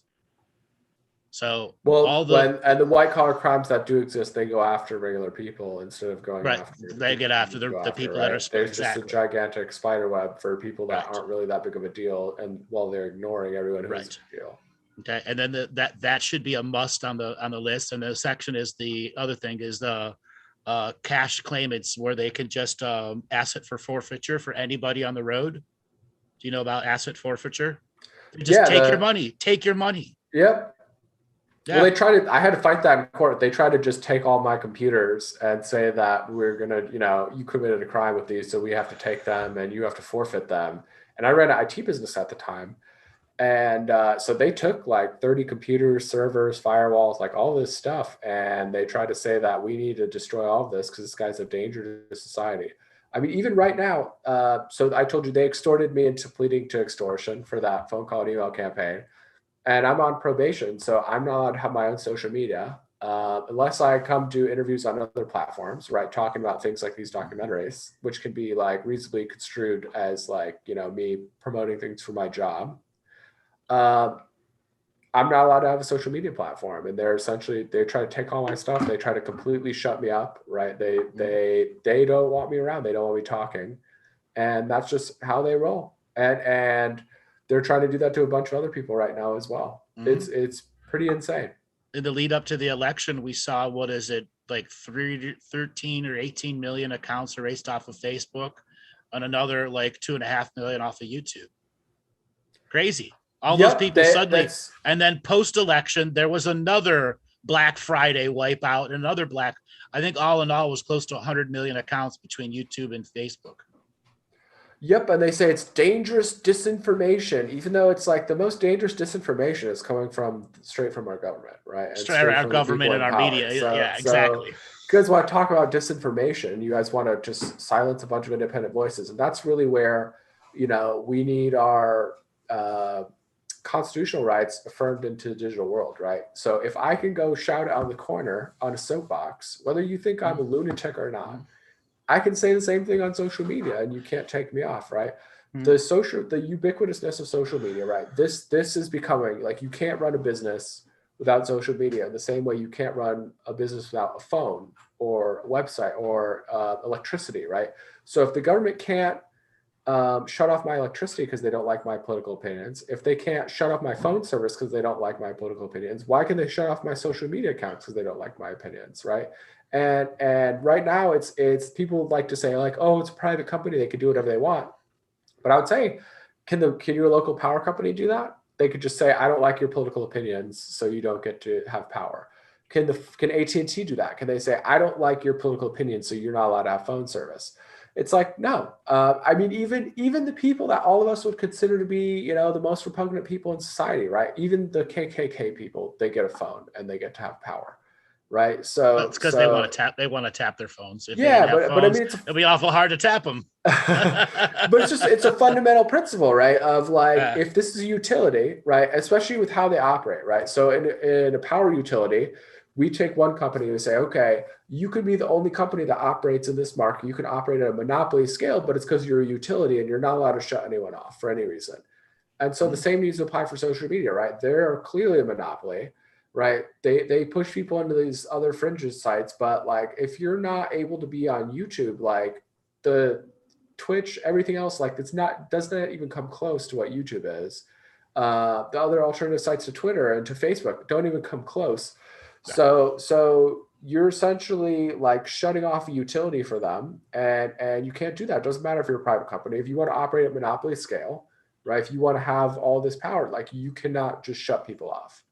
Well, it's marginalized you in the greater in your market segments that you're trying to connect to, which means guerrilla marketing is going to be an absolute necessary, as when the brand new invention, the very first flash mobs that went out there. Back in 2003, 2004, I was a flash mob in San Francisco where 700 people dressed up as zombies from like The Walking Dead. Oh, nice. And we just went on the Union South train and got out in Union Square and just went into all these different buildings. All the people taking pictures of just the zombie horde walking down. It was outstanding. That's and an awesome stunt. The weird looks. You know, it was one of the few flash mobs that it made a whole bunch of the newses also. Yeah, that's awesome. I like that idea a lot. We were thinking about doing like protest raves. So like in the Netherlands, I don't know if you saw whenever they're in the heat of the coronavirus lockdowns a few months ago, only place you were allowed to gather in public in any way was in the grocery store. So to protest, they went and threw a gigantic rave in the grocery store and like packed that place out. So I think protest raves are a good way to go, because like how do you really like deem that as threatening, right? If people are just raving around and like, you know, dancing and having a good time. So it's worthwhile. It's worthwhile. Definitely guerrilla marketing. Yeah, guerrilla is that you gotta innovate your way through this. And that's the fun part of the challenge that they've given us. All right, you're gonna gaslight us. I can fill my own tank up. I don't need you to fill my tank up. Okay, that's the passion that we have to continue these movements and keep on the next level. And one of those things that can be, you know, an attention grabbing, I guess that's the wrong word, you know, deploying your tools and mining the markets that you have there for you, is those existing communities that are already sharing some of the ideas. But it's how do you get to them when you're not on Facebook and you're not on YouTube? And so many people's habits are to use only that.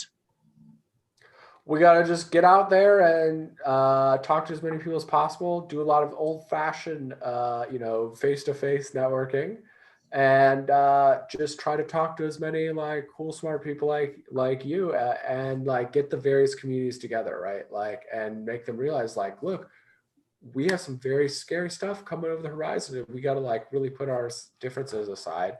One of the things I talk about a lot, going into the quantum stuff a little bit, is that they, in the very near future, will have the ability to your devices to directly interface with your brain. Mm-hmm. And so right now, one of the big problems is, and this shows in the WikiLeaks, is the CIA was developing these psychology weapons.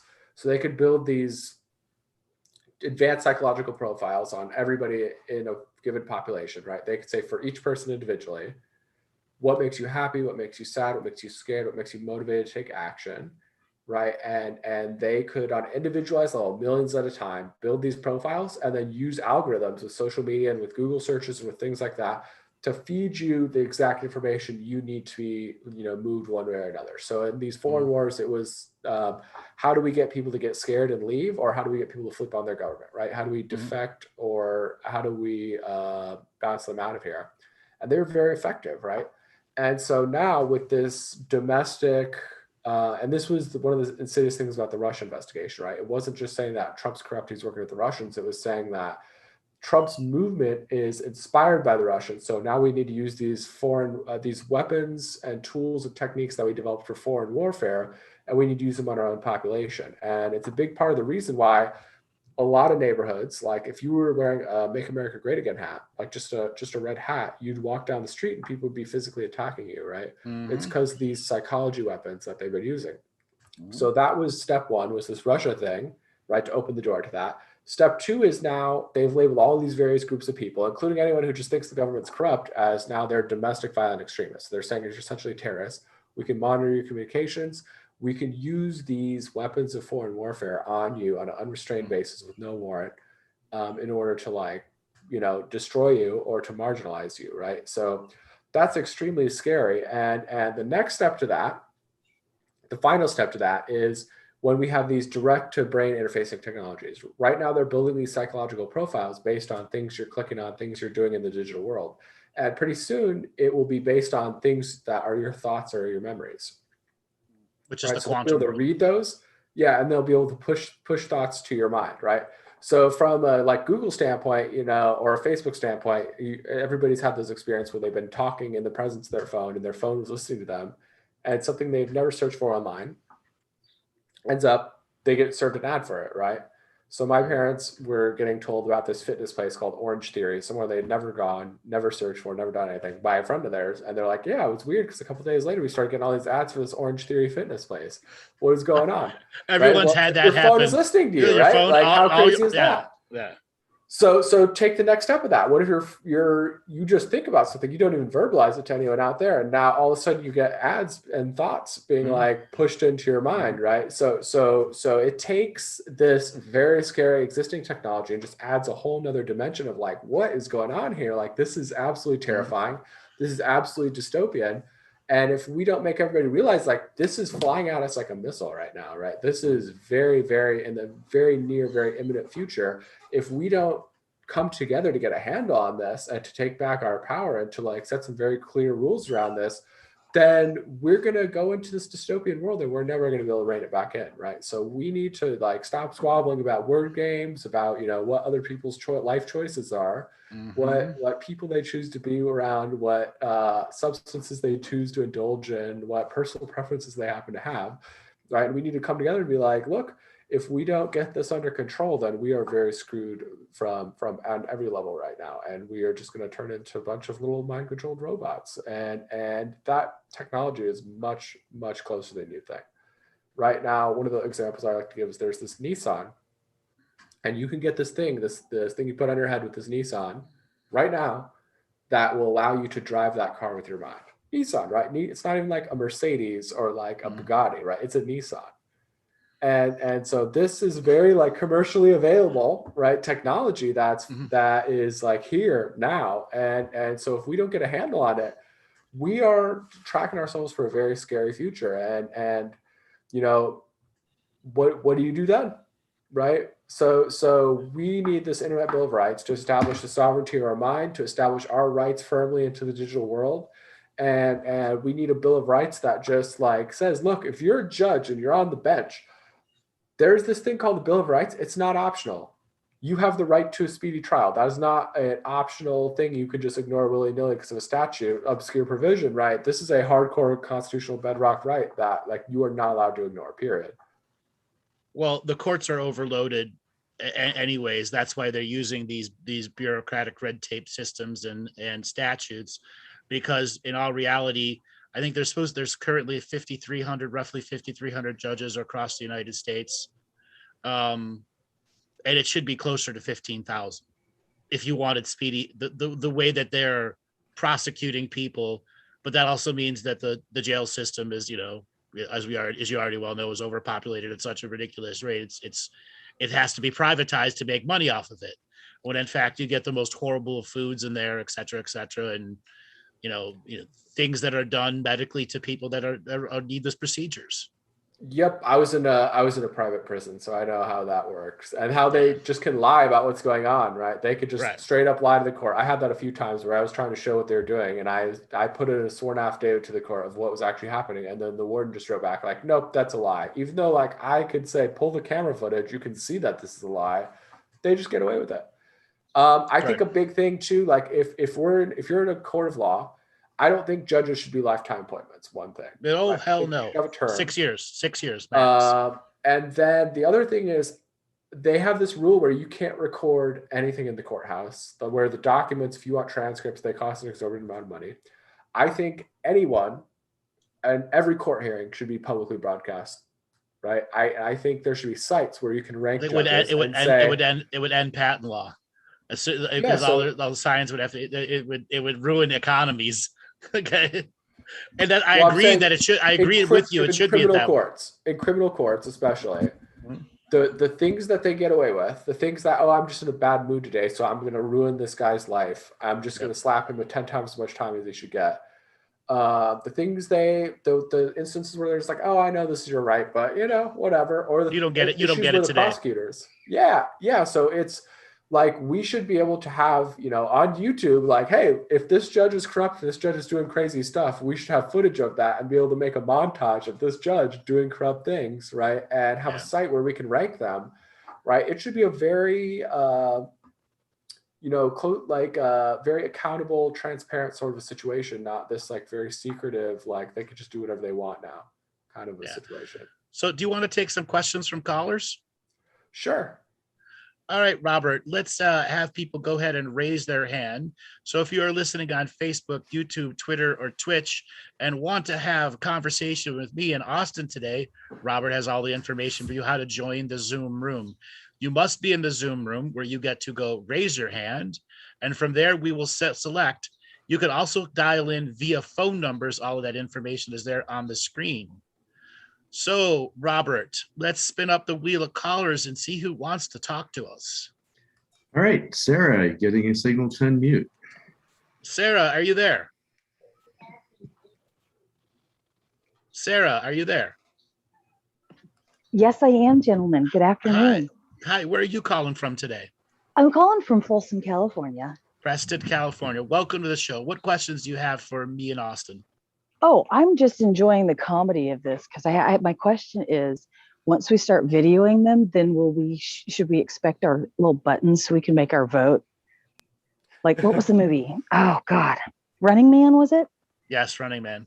Yes. Okay. So, I mean, the reality of this is funny and sad all at the same time, but it feels like maybe we all need to go back and pick up our Dungeons and Dragons manuals and start creating our own hell character. yes. Hell Right? yes. Okay. Yes. Fucking sell t-shirts or something that has your phrase on it. If it's, hey, I'm a happy heterosexual, or if, GoFundMe and put your account number on there and just see what happens.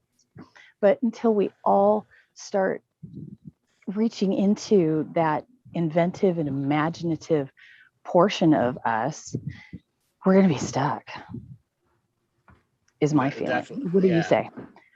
I agree that we're in a suck aspect here. As Austin was trying to say, if we don't start doing something about this, the level of suckage is going to be unstoppable. Right. So I got to express my gratitude for both of you coming out here and going, hey, this is what I'm seeing. And if you have been seeing this and feeling this and smelling and tasting and touching it too, should we talk about it? Exactly. Yes. So bless your hearts very much. So that's what I would like to start off with. So it's not a hallucination when everyone else can see it. Right. Okay. Thank you. That is that confirmation, that external confirmation, that what you refer to as the external validation. Thank you very much. I appreciate it, because every once in a while, I think sometimes we do, just to check our own, sanity. Yes. All right, darling. Thanks for calling in. Thank you very much. Keep doing what you guys are doing. Appreciate it. You're welcome. Thanks, all right, Sarah. Robert, let's spin up the wheel of callers and see who is next. Okay, Santo. Santo from Australia, are you there? Hello there. Can you hear me? Yes. How you doing today? I'm doing well. This is a fantastic show. I'm really enjoying this. Austin, it's just crazy to kind of hear you talking to Andrew in this way, because all the other material I've heard you talk is just such a different expression. A question I've got is, you talk about the future and coming back. How do you put that into the context of timelines? Because Andrew talks a lot about timelines and timeline genocide. What's your expression of timelines in this moment of coming back from the future and the current expression of this timeline? So my thoughts are that we were on a very negative timeline. We were in a very complacent place where we were tracking ourselves towards that, unimaginary dystopian future that we were talking about. And so we're getting little hints here to try to bump us into a different timeline, and to try to make us wake up and realize that if we all just stop agreeing to go along with this, right? If we get a massive amount of people to do that, what power do they have, right? They can control us when there's a few of us that think this way. But when we help everybody see what's really going on and help people realize, like, look, they have power because we give them power, because we accept their authority, because we accept these systems as they are. And a lot of us, maybe not here in this show, but in general, just believe that, maybe there's some things wrong with it, but ultimately it's for the greater good. Once we realize, like, a lot of times it's not for the greater good, right? And that we are being duped and that we are being taken advantage of. We can really collectively move ourselves into a new timeline and start doing something about this. Yeah, but a lot of people need their Baghdad Bob moments to have those breakdowns of the infrastructure that still is gathering their attention. And as long as they're looking at with their attention, it's looking back at them and entangling with them. And use quantum theory, we have to unentangle from that process and find that neutral observation point where we can be what I call the unentangled observer at the quantum level. So we can be a forwards and backwards perceptions of linear and nonlinear time. I love that Baghdad Bob euphemism there. I think I might have to steal that. Credit to Andrew. Absolutely steal it. Future. Yes. I definitely, that came from Andrew. So I'm just saying that up front. Yeah. You should wiki the story also. It goes in depth and more in depth about how the actual story is. And I think the last time I looked, there was a YouTube video that shows the tank coming through the building. Okay. That's awesome. Yeah. You have to send that over. But Austin, that exactly what you said there, and what Andrew just said in terms of the neutral, being able to stay in this neutral position. This is quite a different experience, because a lot of the material I'd seen, whether it was on YouTube and other places, it seemed very kind of like, not extreme, may not be the word, but your experiences sounded very intense. So what's your version of staying grounded? How do you stay grounded? I can't imagine the experience of having had the FBI raid and then be in jail. And how do you stay neutral and grounded in those experiences? Because it sounds pretty intense to me. Well, I've gotten a little better at it over the years. I think it's just, I think I have faith in the end result. So I think if I have to go through some, bumps along the road along the way, I try to just focus on the end game here. I also am lucky to have a really good kind of support system around me, really good friends and family that when I need to blow off some steam, they're there for me. But at the end of the day, I think I just really believe that the outcome. And I try to look at it as whatever bumps happen along the way, whatever turbulence we experience, essentially just makes the story a little better, even though it's kind of miserable to deal with at the time that I'm dealing with it. Like the prison situation, that really wasn't fun, but I think there's just a bunch of, I try to make the best of it. And I made a bunch of friends in there, and we did well. And so I think all considered, it just makes the story more interesting at the end of the day. And I have so much faith in the end result that I'm willing to kind of laugh about it, just like how ridiculous the whole situation is. And I actually think the more ridiculous the situation is, the more people pay attention, right? So I think a lot of the stuff, right, in this kind of 5-second attention span culture, if it's just a normal, easy story, it's hard to pay attention to. But if it's something really out there, then I think you can get more people's attention. So not that that's always what I'm trying to do as far as attention seeking, but I'm trying to just clap my hands and wake people up and say look, this is our last chance, and I don't want to live in this dark dystopian future, and I'm very confident that none of the rest of you do either. So it's just about making ourselves all realize, look, we got to come together. We got to put all this other nonsense aside, and we got to take whatever happens. It's not always going to be good. It's not always easy to stand in the truth, but whatever happens, we just got to truck through, because ultimately it's for the greater good of all of us. That's so refreshing. Yeah, this whole, what does it mean to be human, and then having these kind of experiences, just being able to talk to you and to be able to share. So I really appreciate it, and I think it's fantastic that you and Andrew can come together like this and put this perspective that's so much more refreshing way, that removes all those layers of fear and nonsense and puts it at this very practical level that can really be worked on by all of us. So I appreciate taking the call. Thank you very much. Thanks, Santo. No Thanks a problem. lot for calling in. All right, Robert, let's spin up the wheel callers and see who is next. Okay, thanks, Santo. Dave, you're getting a signal. Dave, are you there? I'm here. Can you hear me? Dave, where are you calling from? I'm from Charlotte, North Carolina. My longtime friend, Dave. How are you doing today? Doing well. I hope my internet keeps up. It says it's unstable, but I've enjoyed the show. The Internet Bill of Rights was really, really powerful. I think, getting that information out there, because I think our school systems have even dumbed down what kids know about history, Bill of Rights, Declaration of Independence, and how it was really against the authoritarianism of the king, and like the stuff you describe is happening here now. So, but a question, with the quantum computing and the divine hologram, how can those integrate to create what we're looking for? Is it a consciousness evolution? Yeah, so we are trying to definitely rapidly evolve the collective consciousness here, and it's one thing like with certain technology you could just try to force it on people, right? But at the end of the day, we will be much more receptive and much more resilient in the long term, right? If we kind of help come to these realizations for ourselves, and I think if we can come together and pull this off and enact this, great awakening, as we like to say. And people understand the importance of it. People understand how close to the brink we are.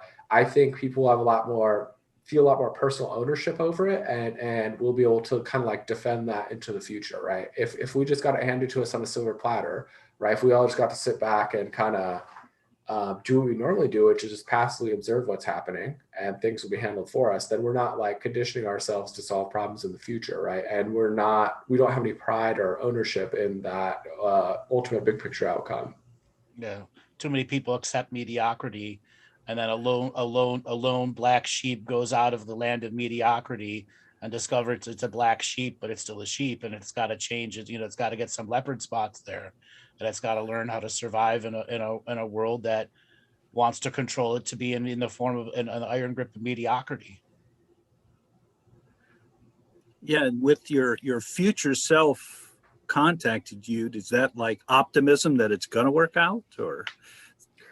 Yeah, actually, it's optimism that if I'm still alive at that point, then something worked. So one of my videos, my main kind of point, the main kind of overarching narrative of the Q-anon whole movement is summarized in a video called Black Ops 101, the dark truth about the CIA. So this talks about the history of intelligence services, kind of how a lot of these big picture concepts works, kind of ties together a lot of the big picture themes from the Q-anon movement. And in it, I talk about this entity called D6, which is the covert paramilitary wing of the CIA and MI6. And nobody ever in the past that has ever credibly put, I say, docs D6, right? Put the information out there about them, called them out by name, said how they work, said what their background is. Nobody's ever lived to tell the tale. And I did that in, I think, March of last year. So the fact that I'm still alive to tell the tale, and I only went to prison for a little while as a result, gives me a lot of hope and optimism that this is going to work out in the long run, because I should have been dead at least 11 months ago. So Yeah, because going back to Andrew's comments on the free and fair elections, with John Kennedy, his father had written critical of the CIA's involvements and what was going on in South America, and they kind of vowed never to let that happen again. And you saw what happened to him when he didn't send reinforcements to the CIA operation in Cuba. Yep. And then he also started this other organization. What is the DIA, which was to replace the CIA, right? So it's like a military version of the CIA that's actually under the direct chain of command of the president. Because the CIA has this deal where they have the bureaucrat rules and they kind of like run wild and it's really hard to rein them in. As President Trump became aware when they were trying to essentially run this Russia coup against him. And JFK also started this thing called the NRO, the National Reconnaissance Office, to help shape and install new intelligence agencies that were going to be in the interest of the United States.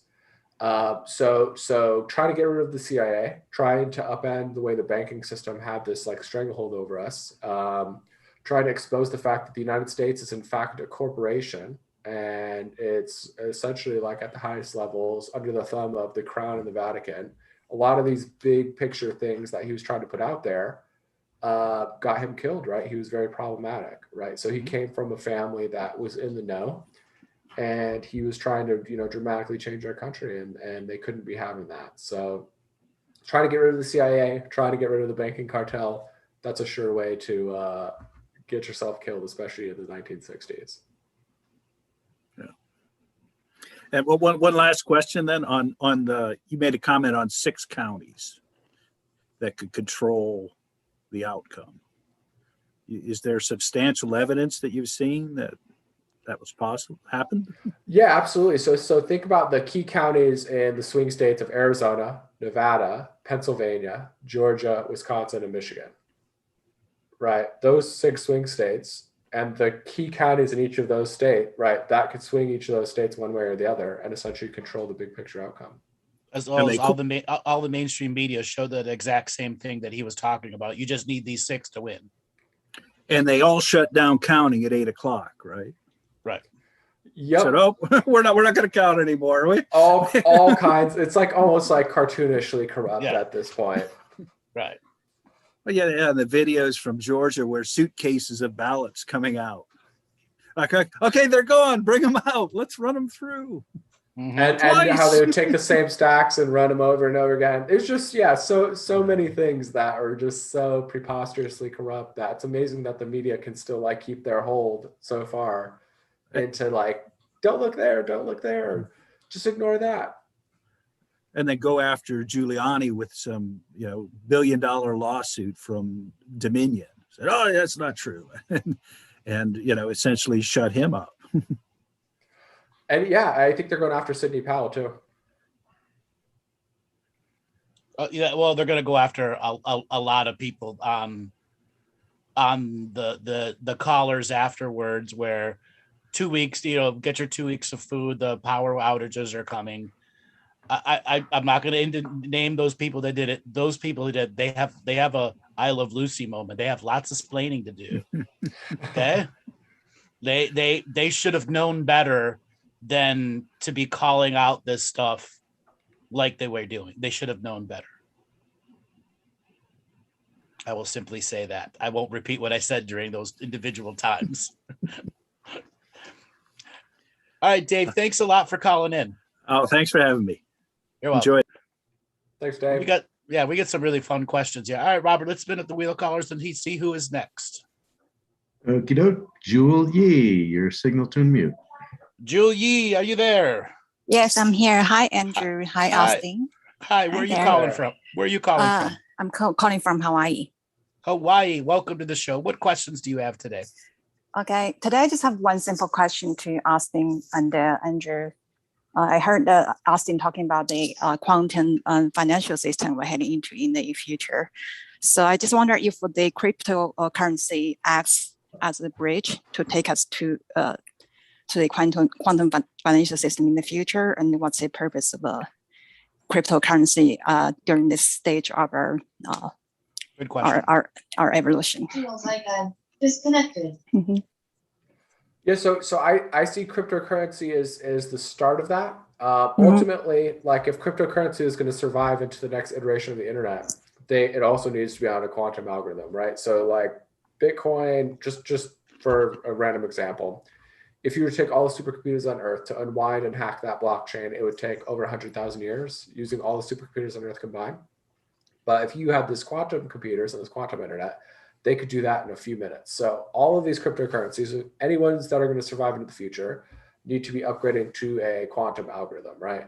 And so the idea of a quantum financial system is an ecosystem of currencies that are not in the control of any one government, that can't just be inflated on a like unlimited basis, that, it's not just one thing, there's an ecosystem, right? So if anything goes wrong with one, we can kind of move around. But it puts the power back in control of the people as opposed to the control of these central banks that are just screwing over the people. And, in the United States, we have inflation and they do that on purpose, but we have a relatively low rate. If you live somewhere like Zimbabwe, which is an extreme example, a country in Southern Africa, they had such bad inflation that they were, it's kind of a joke, but it's a real thing at the same time. They were printing $100 trillion bills. So pretty crazy level of inflation there. There's also pictures floating around of in Venezuela. There's a roll of toilet paper sitting there and then this gigantic stack of cash next to it would take to purchase that single roll of toilet paper.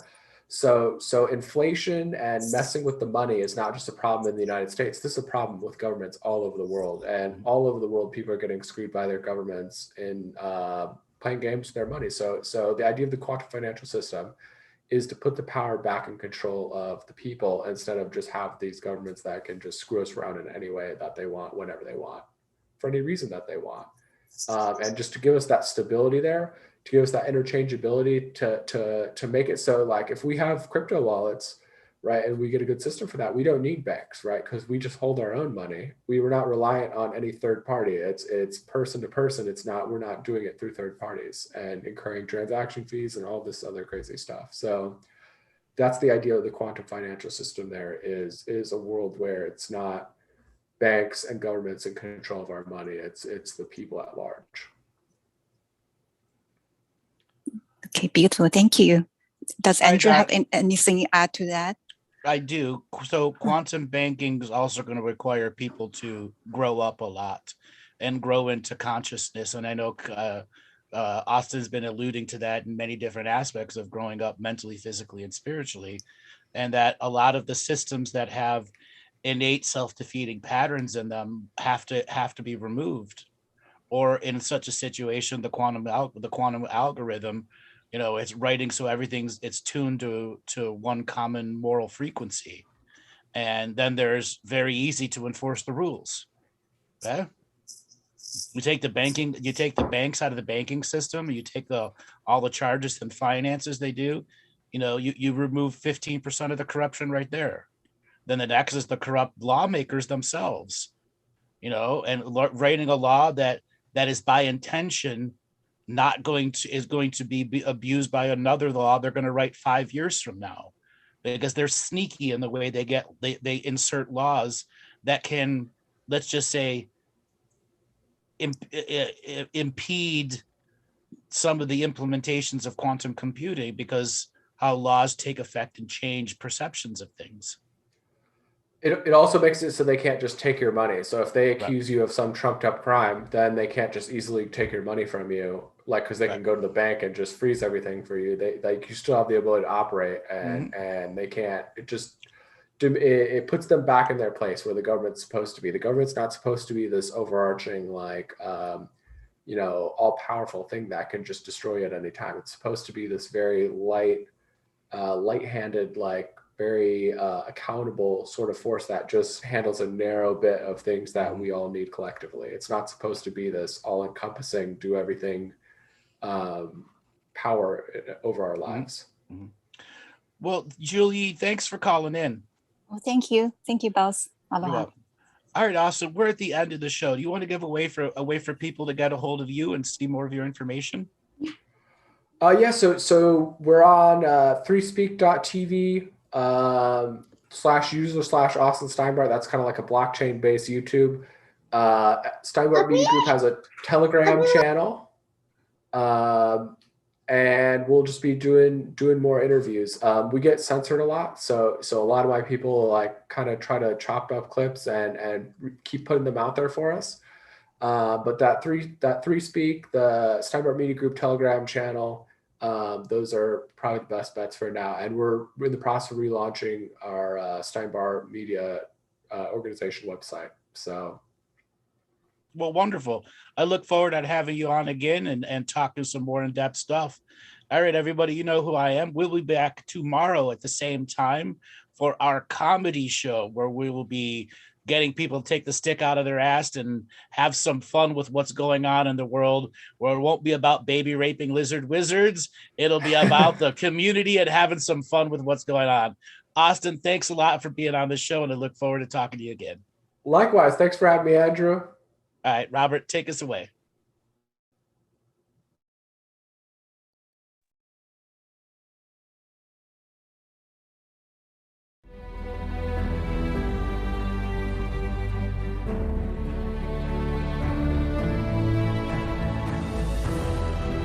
Each different bubble of reality is true. A galactic historian is a person that looks at all the lines of dramatic karma. Nudge, nudge, it's the Holy Grail. Improvise. Mysterious.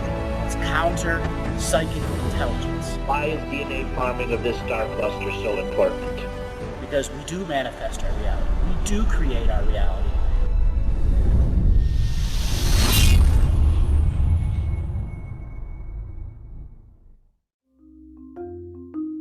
Hello, let's create, let's co-create, and let's change this world with love. No matter if you're from Alpha Centauri or Earth, we all began with the same birthing process.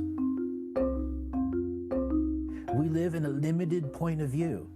Living the mystical life daily is about striving for the unlimited point of view. Each day, each human being gets an infinite amount of choices. Living the mystical life daily is about facing obstacles and challenges.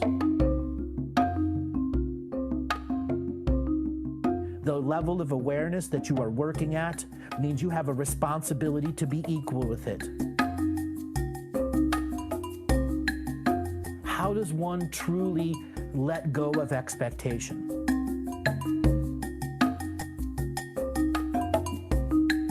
You can make the moment that you wake up to the moment you go to sleep sacred.